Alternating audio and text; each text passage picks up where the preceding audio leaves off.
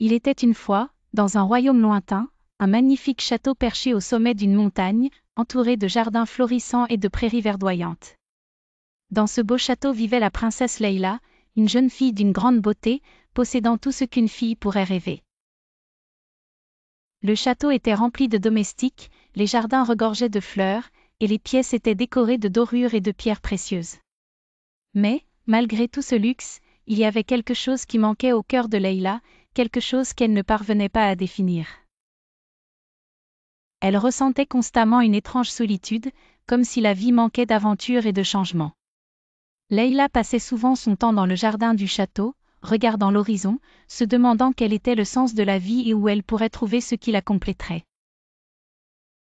Un jour, alors qu'elle était assise sur un banc en bois au milieu du jardin, elle murmura pour elle-même « Combien je souhaiterais avoir une aventure, quelque chose qui change ma vie, quelque chose qui me fasse sentir entière. » Cependant, ce sentiment de solitude n'était pas réservé à Leïla seule, il s'infiltrait de plus en plus dans son cœur au fil du temps, jusqu'à ce qu'elle décide de changer totalement le cours de sa vie.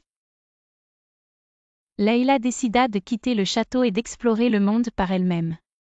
Elle n'avait plus envie de vivre sous le toit du château. Un jour, elle enfila des vêtements simples, prit un petit panier, puis se mit à marcher vers la forêt enchantée dont elle avait entendu parler dans les légendes depuis son enfance.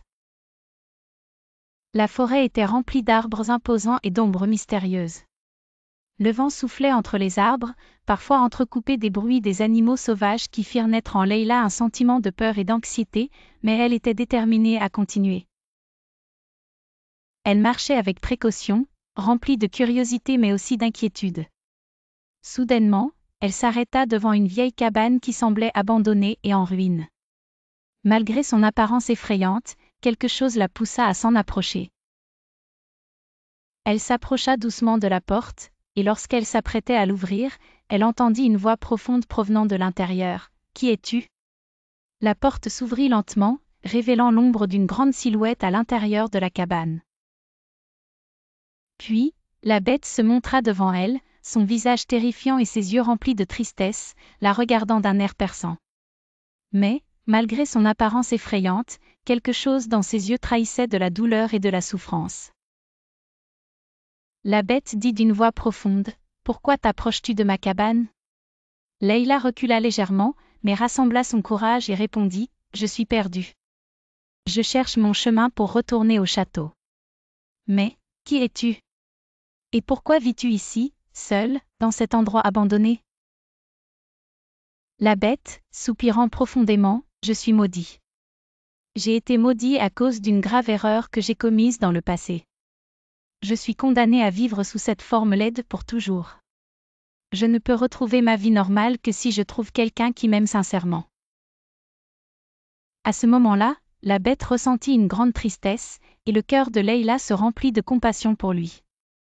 Malgré sa peur, elle décida de rester quelques heures, peut-être pour l'aider ou au moins pour mieux le comprendre.